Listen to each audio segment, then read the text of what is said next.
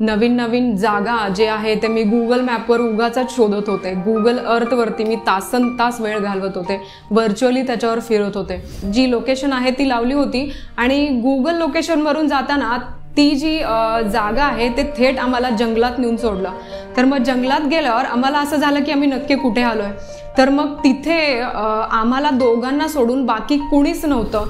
आणि 2017मध्येच हे सगळं माझं सुरू असताना आमच्यावर, माझ्या कुटुंबियांवर एक खूप मोठं संकट येऊन कोसळलं. आणि ते म्हणजे मी मेंटली खूप डिस्टर्ब झाले होते. माझी मानसिक स्थिती जी आहे ती खूप खालावली होती. कारण मला असं वाटत होतं की ज्या पण गोष्टीत मी हात घालते त्याच्यात मला कुठेच यश मिळत नाही आहे, पण प्रत्येक गोष्टींमधून मला फेल्युअरच मिळत होता. तर मग त्यावेळी त्या क्षणी माझं सगळं स्ट्रगल संपलं आणि मी विचार केला की आता जॉब सोडायचं फायनल झालंय. तर बसमध्ये बसल्यावर मी कानात हेडफोन लावले आणि एक गाणं सुरू झालं, हम जो चलने लगे है ये रास्ते. मला माहिती नाही, माझ्या न कळतच मी रडायला सुरुवात केले. कारण ते जे गाणं आहे आणि मी त्यावेळी जे एक्सपिरियन्स करत होते ते मला खूप रिलेटेबल वाटलं.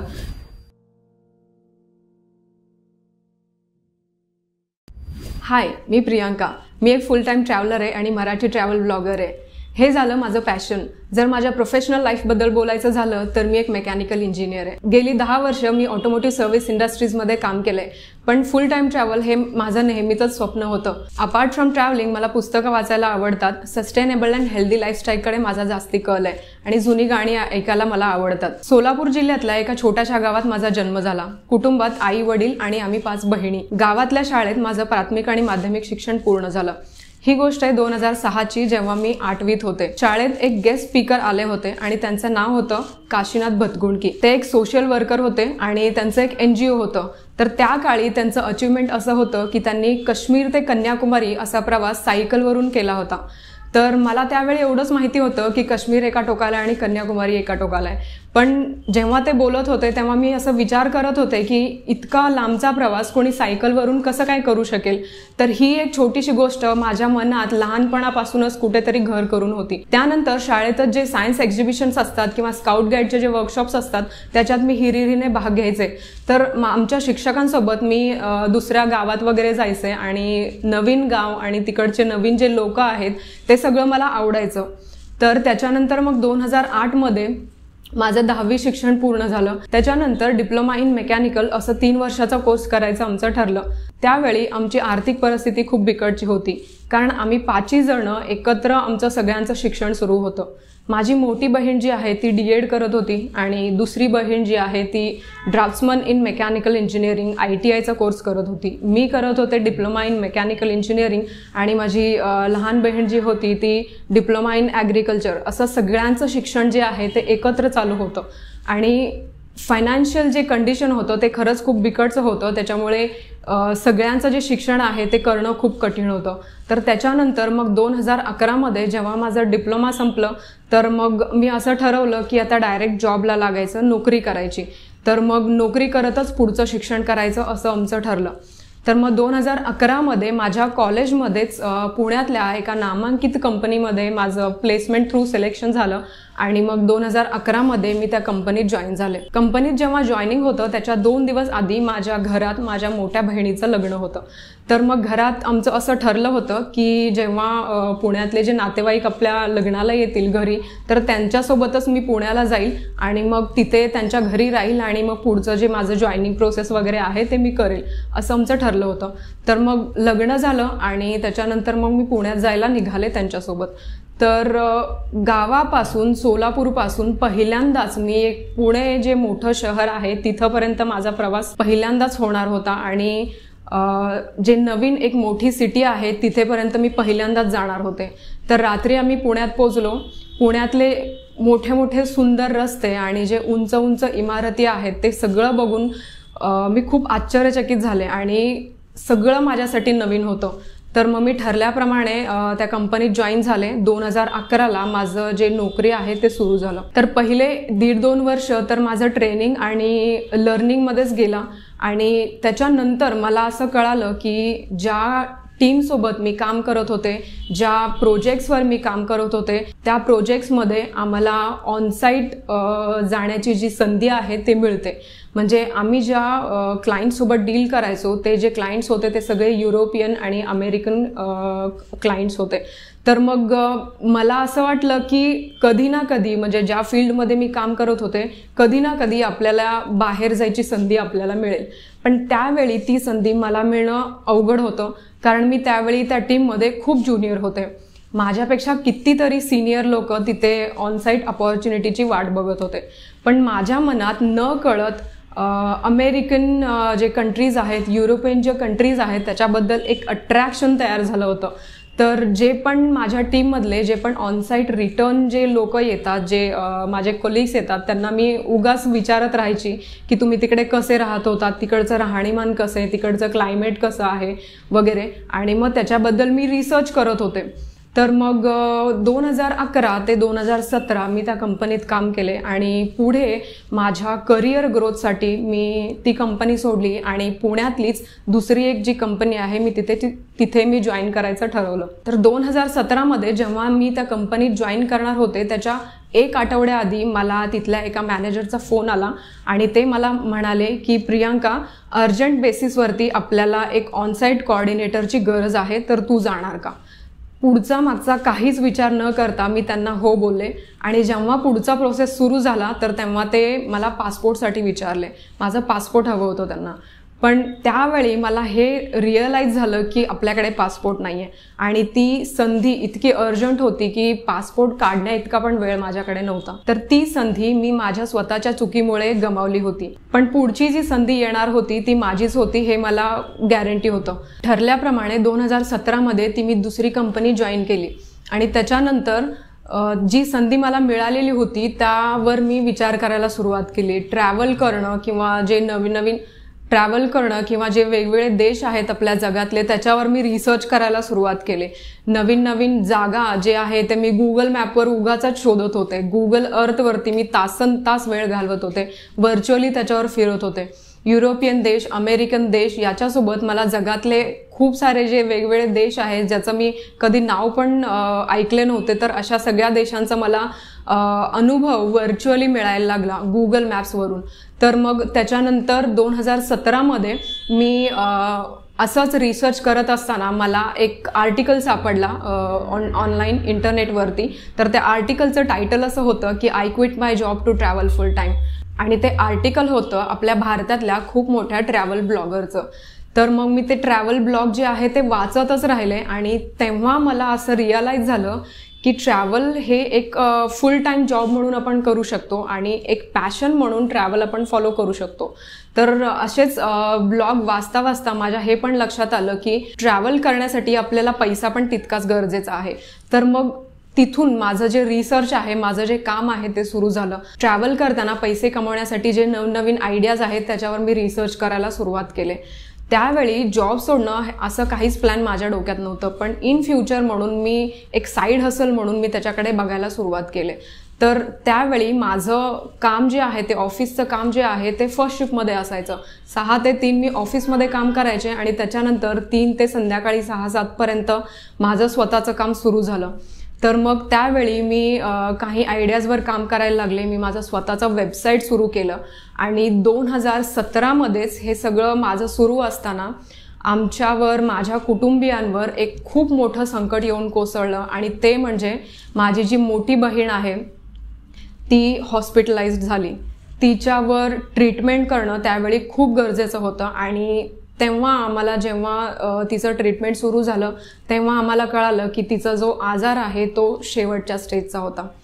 तर मग पुढचे 2 वर्ष मी आणि माझं जो सगळं कुटुंब आहे ते आम्ही तिच्या या संकटाशी संघर्ष करत राहिलो. आणि या 2 वर्षात मला जेव्हा हे लक्षात आलं की माझा सगळा जो वेळ आहे तो एकतर ऑफिसला देते आणि त्याच्यानंतर मग माझ्या कुटुंबाला देते. जे मी माझ्या पॅशनसाठी, माझं जे छंद आहे त्याच्यासाठी जे मी एक्स्ट्राचं काम करून ठेवलं होतं त्याच्याकडे माझं अजिबात लक्ष नव्हतं.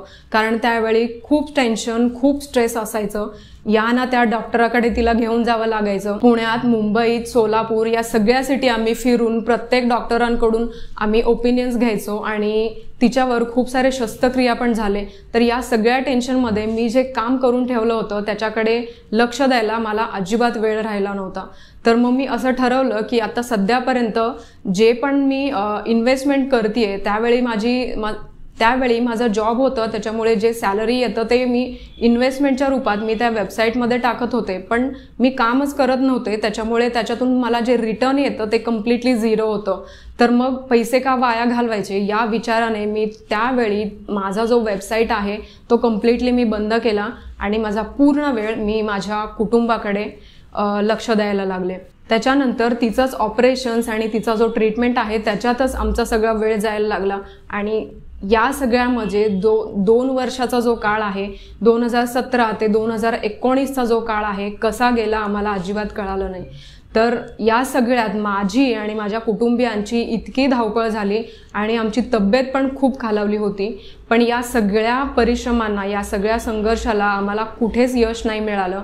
आणि 2019मध्ये माझी मोठी बहीण जी आहे, जी आम्ही एक कर्ता म्हणून समजत होतो, कारण आमच्या सगळ्यांसाठी, आमच्या 5 बहिणींमध्ये ती एक कर्ता म्हणून होती. आणि 2019मध्ये आमच्यासाठी तो एक खूप मोठा धक्का होता आणि वयाच्या 33व्या वर्षी ती हे जग सोडून गेली. हे सगळं आमच्यासाठी आणि आमच्या सगळ्या रिलेटिव्हसाठी खूप मोठा धक्का होता. आणि त्याच्यानंतर यातून सावरणं, माझ्या आईवडिलांना सावरणं, माझ्या बहिणींना सांभाळणं आणि त्यांच्यानंतर मग तिच्या घरच्यांना सांभाळणं खूप कठीण गेलं. तर मग कुठेतरी आम्हाला सावरणं भाग होतं. त्याच्यानंतर 1-1.5 वर्ष गेले, पण मग माझा जो छंद होता, जो पॅशन होतं, मग कुठेतरी ते परत माझ्या डोक्यात ते विचार यायला सुरू झाले. 2020मध्ये मी असं ठरवलं की या सगळ्या टेन्शनमुळे, या सगळ्या स्ट्रेसमुळे माझी तब्येत पण खूप खालावली होती. तर मग मी असा विचार केला की आता आपण जॉब क्विट करूयात आणि आपल्या पॅशनसाठी जे आपल्याला काम करायचं आहे तर त्याच्यावर आपण फुल टाईम फोकस करूया. तर पहिल्यांदा मी असा विचार केला, 2020मध्ये मी पहिल्यांदा जॉब सोडले आणि मग फुल टाईम जे आहे ते माझ्या पॅशनसाठी वेळ द्यायला लागले. तर पुढचे 1.5 वर्ष मी माझं काम आणि जे ऑनलाईन जे बिझनेस आहे त्याच्यावर मी लक्ष दिलं. पण 1.5 वर्षात मी कुठेच फिरले नव्हते. माझं काम आणि मी एवढंच माझं जग झालं होतं. फिरण्यासाठीच मी हे सगळं करत होते, पण मी कुठेच फिरत नव्हते. ही एक गोष्ट माझ्या मनात नेहमीच खटकत होती. तर मग जे मी पुढच्या कामासाठी, माझ्या फ्युचरसाठी ऑफिसमध्ये असताना, जॉबमध्ये असताना जे सेव्हिंग्स मी करून ठेवले होते तेच सेव्हिंग्स मी माझ्या बिझनेसमध्ये इन्व्हेस्ट करत होते आणि मी पुढच्या फ्युचरसाठी ठेवले होते. तर मग 1.5 वर्षानंतर मला हे रिअलाइज व्हायला लागलं की ते सेव्हिंग्स कुठेतरी तळ गाठायला लागले. आणि या दरम्यान मी ज्या कंपनीत काम केले होते आणि जे रिलेटेड कंपनी आहेत त्यांच्याकडून मला फोन्स येत होते की तुला पुन्हा जॉईन करायचं आहे का, पुन्हा तू ऑफिसला येऊ शकतेस का. प्रत्येक वेळी मी सगळ्यांना नकार देत होते. पण 1.5-2 वर्षानंतर मला हे रिअलाइज व्हायला लागलं की आपल्याकडे आता सेव्हिंग्स काही नाहीये. तर मग कुठेतरी आपल्याला पुन्हा पैसे कमवण्याची गरज मला भासायला लागली. आणि ते एक गोष्ट माझ्या डोक्यात होतं की ट्रॅव्हल करण्यासाठीच हे सगळं आपण करतोय, पण याच्यात ट्रॅव्हल कुठेच होत नाहीये. ही एक गोष्ट मला नेहमीच खटकत होती. तर मग मी त्यावेळी असा विचार केला की डिसेंबर 2022मध्ये मी पुन्हा जॉब जॉईन करण्याचा विचार केला. आणि त्याच वेळी मी असं ठरवलं होतं की फक्त 1 वर्षासाठी पुढे जॉब करायचा आणि त्याच्यानंतर जे पण सेव्हिंग्स असेल ते घेऊन डायरेक्टली ट्रॅव्हल करायला निघायचं असं मी ठरवले होते. तर मग ठरल्याप्रमाणे मी जॉब जॉईन केला आणि सेकंड इनिंग्स माझं पुन्हा पहिल्याच कंपनीमध्ये सुरू झालं. तर मग त्यावेळी मी असं विचार करायला लागले की जे मी काम करतेय त्याच्यातच समजा काही होऊ शकत असेल किंवा त्याच्यातूनच मी एक साईड इन्कम जर करू शकले तर आपल्याला दुसऱ्या बिझनेस करायची गरज नाही पडणार. या सगळ्या गोष्टी मी विचार करून त्याच्याकडे मी काम करायला सुरू केले.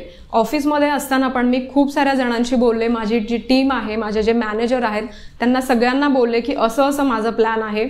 हे जे मी काम करते ते समजा माझं काम कुठून पण होणार असेल तर मग मी जॉब कंटिन्यू करेल आणि माझं पॅशन पण फॉलो होईल. तर मग प्रत्येकाकडून हे नकारच येत होतं की आपल्याकडे रिमोट वर्कचं कुठलंच असं पॉलिसी नाही आहे. एकतर माझं काम जे आहे ते मला ऑफिसमधून करणं भागच होतं. तर मग हे जे आहे, हे जे सगळे विचार आहेत ते मला खूप डिस्टर्ब करत होते. मी मेंटली खूप डिस्टर्ब झाले होते. माझी मानसिक स्थिती जी आहे ती खूप खालावली होती, कारण मला असं वाटत होतं की ज्या पण गोष्टीत मी हात घालतेय त्याच्यात मला कुठेच यश मिळत नाहीये. तर मग एक डिप्रेशन टाईपचा जो फिलिंग असतो ना तो मला यायला लागला होता.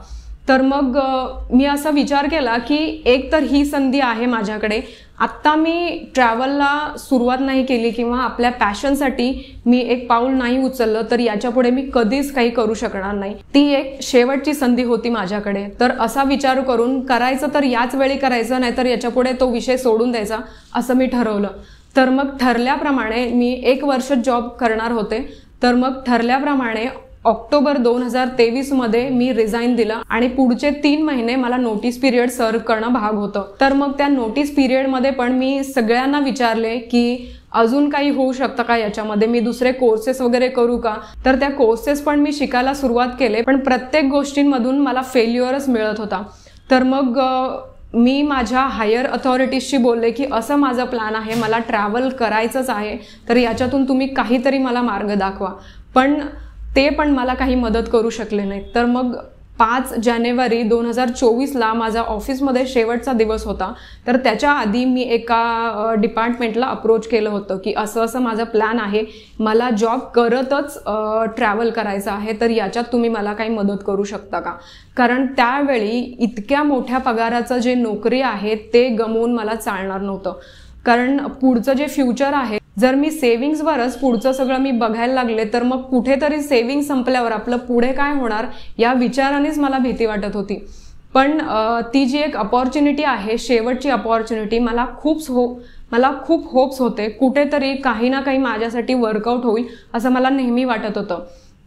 पण जेव्हा शेवटचा दिवस आहे माझा, त्याच्या आदल्या दिवशी त्या डिपार्टमेंटकडून मला एक मेल आला की प्रियांका सॉरी, आमच्याकडे ती अपॉर्च्युनिटी नाही आहे. तर मग त्यावेळी त्या क्षणी माझं सगळं स्ट्रगल संपलं आणि मी विचार केला की आता जॉब सोडायचं फायनल झालंय. प्रत्येक वेळी माझ्या कोलिग्सनी, माझ्या मॅनेजरनी मला असं सांगत राहिले की आपण पुढे काहीतरी विचार करूया, तू आत्ता पण या क्षणाला पण तू रिझाईन मागे घेऊ शकतेस. पण माझं असं ठरलं होतं की यावेळी मी स्वतःच्या पॅशनसाठी उभी नाही राहिले तर मग मी पुढे कधीच करू शकणार नाही, हे माझं ठरलं होतं. तर ठरल्याप्रमाणे मी जॉब सोडले. दुसऱ्या दिवशी ऑफिसला जाऊन सगळं क्लिअरन्स केलं, लॅपटॉप वगैरे सबमिट केलं आणि मग घरी आले. घरी आल्यावर दुसऱ्या दिवसापासून मी माझ्या ट्रॅव्हल प्लॅनिंगला सुरुवात केली. ठरल्याप्रमाणे फेब्रुवारी 2024ला मी माझी पहिली कर्नाटका ट्रिप, ते पण 15 दिवसासाठी प्लॅन केली आणि माझ्या पार्टनरसोबत आम्ही ट्रिपला निघालो. पहिले 3-4 दिवस तर असं वाटलं की मी लॉंग वीकेंड ट्रिपला आली आहे, कारण ऑफिसमध्ये असताना मी असे लॉंग ट्रिप भरपूर केले होते. त्याच्यानंतर मग 7व्या-8व्या दिवशी मला त्या ट्रिपचं जे मजा आहे, त्या ट्रिपचा जो ॲक्च्युअल अनुभव आहे तो मला यायला लागला. त्याच्यानंतर मग आम्ही गोकर्णमध्ये 5 दिवस राहिलो होतो. गोकर्ण खूप सुंदर जागा आहे. गोकर्णमध्ये मला गेल्यावर असं वाटलं की गोकर्ण ही माझी खूप दिवसापासूनची विशलिस्ट होती. मी फायनली त्या जागेत आहे, त्या ठिकाणी आहे हे जाणूनच मला खूप छान वाटत होतं. गोकर्णनंतर आम्ही उडुपीला निघालो आणि गोकर्ण टू उडुपी जायला आम्ही लोकल जी ट्रान्सपोर्ट आहे, लोकल बसमध्ये आम्ही जात होतो. तर बसमध्ये बसल्यावर मी कानात हेडफोन लावले आणि एक गाणं सुरू झालं, हम जो चलने लगे है ये रास्ते. मला माहिती नाही, माझ्या न कळतच मी रडायला सुरुवात केले, कारण ते जे गाणं आहे आणि मी त्यावेळी जे एक्सपिरियन्स करत होते ते मला खूप रिलेटेबल वाटलं. मला माहिती नव्हतं की मी मागे काय केले, कारण इतका आनंद किंवा इतकं जे पीसफुल जे आहे ते मी कधीच एक्सपिरियन्स केलं नव्हतं. मी उगाच खुश होते त्या क्षणी. मी माझ्या पार्टनरला, ईश्वरला मी सारखं असं बोलत होते की मी उगाच खुश आहे. आणि त्यावेळी मला कळालं होतं की हे सगळं ट्रॅव्हलमुळे होतंय आणि हे सगळं माझ्या पॅशनमुळे होतंय. तर मग त्यावेळी मला असं रिअलाइज झालं की जॉब सोडून मी कुठलीच चूक केली नाही. या क्षणासाठी असे जे क्षण आहेत ते मला कायमचे हवे आहेत माझ्या आयुष्यात. त्याच्यामुळे जॉब सोडल्याचा जो रिग्रेट आहे मला त्यावेळी माझ्या मनातून निघून गेला आणि त्यावेळी मी ठरवलं की मी नक्कीच आयुष्यात काहीतरी करेल.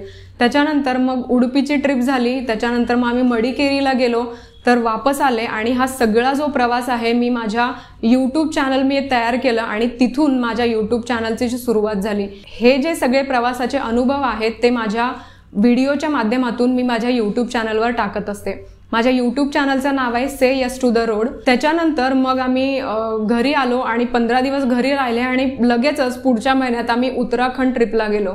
उत्तराखंडमध्ये नैनिताल आणि ऋषिकेश असा ट्रिप केला. त्याच्यानंतर केरळमध्ये आलिपी बघून आलो आणि त्याच्यानंतर मी महाराष्ट्रातले खूप सारे ऑफबीट जे ठिकाणं आहेत ते एक्सप्लोर केले.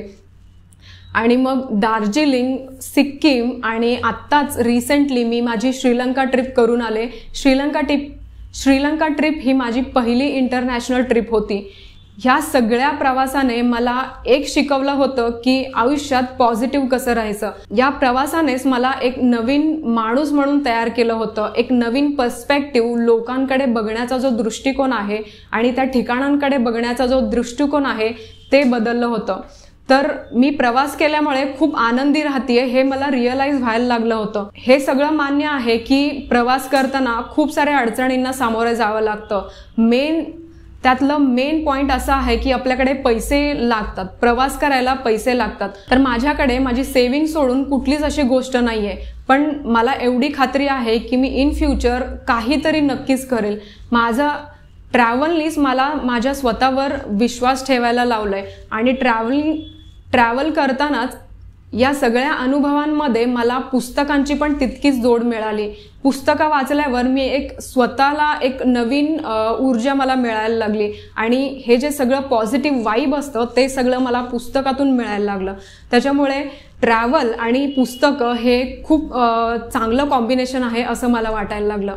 तर या सगळ्या कठीण परिस्थितीतून मी पुढे जात आत्तापर्यंत 1 वर्ष मी भारतात आणि श्रीलंकेत फिरून आले. तर मागच्या 1 वर्षात इतकं सारं प्रवास करून मला खूप साऱ्या अडचणींना सामोरं जावं लागलं आणि त्यातली एक अडचण म्हणजे तिथे त्या जागी गेल्यावर फिरायचं कसं. आम्ही प्रत्येक ठिकाणी गेल्यावर तिथे 2 व्हीलर घ्यायचो किंवा आम्ही स्वतः चालत जायचो. मी लिटरली 5 ते 10 किलोमीटर असा वॉकिंग जे डिस्टन्स आहे ते आम्ही करत होतो. तर अशीच एक गोष्ट आहे, गोकर्णमध्ये आम्ही जेव्हा गेलो होतो तर गोकर्णमध्ये आम्ही एका मंदिराच्या शोधात होतो. तर मंदिरात जात असताना आम्ही गुगल मॅप्सवर ती जागा, जी लोकेशन आहे ती लावली होती आणि गुगल लोकेशनवरून जाताना ती जी जागा आहे ते थेट आम्हाला जंगलात नेऊन सोडलं. तर मग जंगलात गेल्यावर आम्हाला असं झालं की आम्ही नक्की कुठे आलोय. तर मग तिथे आम्हाला दोघांना सोडून बाकी कुणीच नव्हतं. कितीतरी किलोमीटर आम्ही असंच जंगलात फिरत होतो आणि एक सुद्धा माणूस, कोणीच आम्हाला तिथे भेटलं नाही. तर मग आम्ही स्वतःच इतके घाबरलो होतो की आम्ही नक्की कुठे आलो आणि वापस जायचा रस्ता पण जंगलात गेल्यावर गुगल मॅप पण बंद झालं आणि असं वाटत होतं की आम्ही नक्की कुठे आलोय. एक हरवल्याची जी भावना असते ते मला पहिल्यांदा तिथे गेल्यावर कळाली. तर अशा खूप साऱ्या अडचणी असतात प्रवास करताना. आणि अजून एक अनुभव श्रीलंकेत आम्हाला आला. तर श्रीलंकेत आमची 8वा दिवस होता आय गेस. तर तिथे गेल्यावर आम्हाला एका होस्टकडे जायचं होतं. ॲक्च्युली आम्ही तिथे व्हॉलंटिअर करणार होतो. तर मग व्हॉलंटिअर करताना मी आदल्या दिवशी त्या होस्टला मेसेज टाकलं होतं की आम्ही उद्या तिकडे तुमच्याकडे प्रवास करणार आहे आणि त्यांच्या जागी आम्ही पुढचे 5 दिवस राहणार होतो. तर मग आदल्या दिवशी रात्री त्यांचा काही रिप्लाय नाही आला आणि सकाळी उठून आम्ही तिकडे त्यांच्या जागी प्रवास करणार होतो. पण तितक्यातच त्यांचा असा मेसेज आला की प्रियांका, तू येऊ नाही शकत आमच्याकडे, कारण आमचे जे होमस्टे आहेत आणि माझ्याकडे ऑलरेडी खूप जण आहेत, तर मी तुला होस्ट करू शकत नाही. त्या क्षणी मी पुढच्या 5 मिनिटात मी या हॉटेलमधून चेकआउट करतेय तितक्यात त्यांचा मेसेज आला की तू आमच्याकडे नाही येऊ शकत. तर मी इतके भिले होते की एका अनोळखी देशात, अनोळखी लोकांमध्ये पुढचे 5 दिवस कसं राहायचं, या सगळ्या गोष्टीचा विचार करून मी लिटरली रडायला लागले होते. तर मग ज्या हॉटेलमध्ये आम्ही राहत होतो त्या हॉटेलच्या मालकाने पण आम्हाला सांगितलं होतं की तुमच्या रूममध्ये पुढे गेस्ट, तर तुमच्या रूममध्ये पुढे गेस्ट येणार आहेत, तर ती रूम ते आम्हाला देऊ शकत नव्हते. तर त्यावेळी आम्ही पहिल्यांदा बॅग घेऊन रस्त्यावर येऊन थांबलो आणि असं वाटायला लागलं की कुठेतरी हरवलोय आम्ही. तर त्याच्यातून पण आम्ही एक नवीन मार्ग काढला आणि मग मी तिथल्या लोकल लोकांशी बोलले. जे आमचे होस्ट होते त्यांचा मुलगा होता, त्याला इंग्लिश येत होतं. तर त्याच्याशी आम्ही बोललो आणि त्याने आम्हाला दुसरं एक जे होमस्टे आहे त्याच्या ओळखीचं, तिथेच त्याने आम्हाला अरेंजमेंट करून दिली आणि पुढचे 5 दिवस आम्ही त्याच जागी राहिलो. तर असे काही खूप साऱ्या अडचणी ट्रॅव्हल करताना येतात. तर या सगळ्यातून आपल्याला मार्ग काढून पुढे जायचं असतं. शेवटी मी माझं पॅशन फॉलो करायचं ठरवलंच आहे, तर या सगळ्या अडचणींना मी पुढे जायचं, त्यातून मार्ग कसं काढायचा हे या अनुभवातूनच आपण शिकतो. तर या सगळ्या प्रवासाचा अनुभव मी माझ्या चॅनलवर शेअर करत असते. माझ्या चॅनलचं नाव आहे से यस टू द रोड. तुम्ही त्या चॅनलला सबस्क्राईब करू शकता जर तुम्हाला व्हर्च्युअली ट्रॅव्हल करायला आवडत असेल तर. आणि ऑन डिमांड जर लोकांना कुठली गरज पडली की ट्रॅव्हल आयटनरी करायचं किंवा कुठले कॅम्प्स वगैरे सेट करायचे तर मी ते तुमच्यासाठी करून देऊ शकते. तर मागच्या 1 वर्षात आम्ही 1 लाख ते 1.5 लाख किलोमीटर पर्यंतचा प्रवास आमचा झालेला आहे. आणि काही ठिकाणी महाराष्ट्रातल्या तर दुर्गम भागात आम्ही स्वतःची जी 2 व्हीलर आहे ती पण त्याच्यावर पण आम्ही ट्रॅव्हल केलेलं आहे. आणि जे लॉंग डिस्टन्सचे ट्रॅव्हल जे आहेत ते आम्ही लिटरली 40 तास 50 तास ट्रेनमध्ये बसून काढलेले आहेत. आणि काही ठिकाणी तर आम्ही आमच्या कारने प्रवास केलाय. तर हे सगळे जे प्रवास आहेत ते मी स्वतः डिझाईन केलेले आहेत, स्वतः आयटनरी काढली, स्वतः सगळं बुकिंग केलं. तर तुम्हालाही असे प्लॅन करून हवे असतील, कुठल्याही जागेचे आयटनरीज हवे असतील तर तुम्ही मला इंस्टाग्राम ID वर मला कॉन्टॅक्ट करू शकता. माझा इंस्टाग्राम ID मी डिस्क्रिप्शनमध्ये देतीच आहे. शेवटी मी एवढंच म्हणेन की आजच्या या धावपळीच्या काळात प्रत्येकाला काही ना काही रिस्पॉन्सिबिलिटीज आहेत आणि रिस्पॉन्सिबिलिटीज पार पाडता पाडता आपलं आयुष्य कधी संपेल हे कळणार सुद्धा नाही. तर समजा तुम्हाला आयुष्यात खरंच काहीतरी करायचं असेल आणि त्याच्यासाठी अथक परिश्रम करायची तुमची तयारी असेल तर just go for it and trust the universe. Because the alchemist या फेमस पुस्तकात पाउलो कोएल्होनी असं सांगितलंय की if you really want something then the universe conspires in helping you to achieve it. आणि अग्निपंख या पुस्तकात सर डॉक्टर अब्दुल कलामांनी पण हेच सांगितलंय की with faith you can change your destiny. शेवटी मी एवढंच सांगेल की मी जसं 10 लाखाचं पॅकेज असलेलं एक कम्फर्टेबल आणि सेक्युअर्ड जॉब सोडून एक अनसर्टॅनिटी लाईफकडे गेली आहे, कारण माझा स्वतःवर विश्वास होता की मी काहीतरी नक्कीच करून दाखवेल. आजच्या या धावपळीच्या जीवनात प्रत्येकाला काही ना काही रिस्पॉन्सिबिलिटीज आहेत आणि हे रिस्पॉन्सिबिलिटीज पार पाडताना आपलं आयुष्य कधी संपून जाईल हे कोणालाच कळणार नाही. तर या रिस्पॉन्सिबिलिटीजमधून थोडासा वेळ काढून आपण आपलं पॅशन फॉलो करणं तितकंच गरजेचं आहे. तर आजच्या या माझ्या स्टोरीला लाईफ स्टोरी मराठी या प्लॅटफॉर्मनी मला इथे बोलवून एक बोलण्याची आणि माझी ही जी स्टोरी आहे, माझं जे पॅशन आहे ते जगासमोर आणण्याची जी संधी मला दिली त्याच्यासाठी मी लाईफ स्टोरी मराठी यांची खूप आभारी आहे. थँक्यू.